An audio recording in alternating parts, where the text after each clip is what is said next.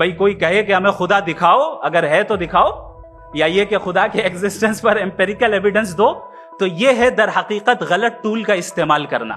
ये ऐसा ही है कि जावेद साहब मुझसे ये मुतालबा करें कि मुफ्ती साहब आप मेटल डिटेक्टर के जरिए प्लास्टिक डिटेक्ट करके दिखाएं। कोई ये तो बहुत ही अहमखाना बात होगी कि कोई आदमी कहे साहब अगर खुदा है तो मुझे दिखाइए।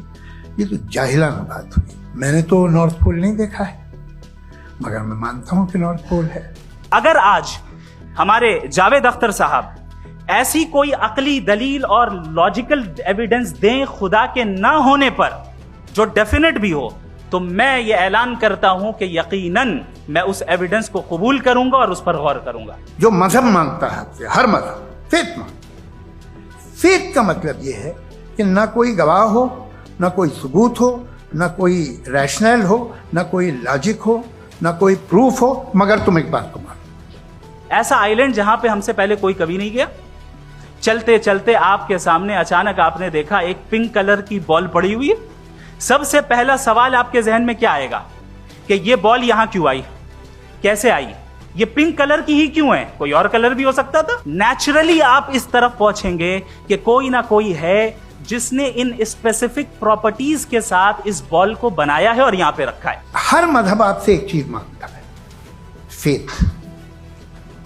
ये फेथ क्या चीज होती है? दुनिया का हर मजहब फेथ पे टिका है, और फेथ का मतलब है एक ऐसा यकीन जिसका कोई सबूत, कोई गवाह, कोई रैशनल नहीं। सारे मजहब सब जानते हैं ये दुनिया कैसे बनी थी, कैसे मिटेगी, मरने के बाद क्या होगा, इनको सब इल्म है। इनको किसी को डायनासोर होते थे पहले ये नहीं पता था, किसी को नहीं पता। और सज्जनों, डज गॉड एग्जिस्ट? इस सवाल का जवाब सब अपने अपने तहीं खोजने की कोशिश कर रहे हैं।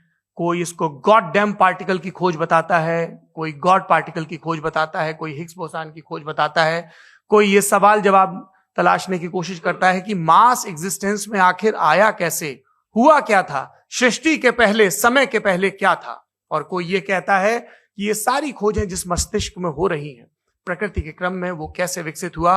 मैं उम्मीद करता हूं कि हम आज इन बुनियादी सवालों के कुछ जवाब हासिल करने में कामयाब हूं। मैं सबसे पहले मंच पर आमंत्रित कर रहा हूं मुफ्ती शमाइल नदवी साहब को। आइए सर जी।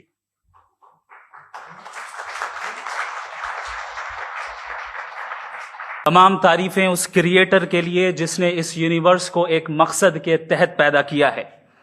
रिस्पेक्टेड जनाब जावेद अख्तर साहब, मिस्टर सौरभ द्विवेदी, और respected audience, thank you all for being here today.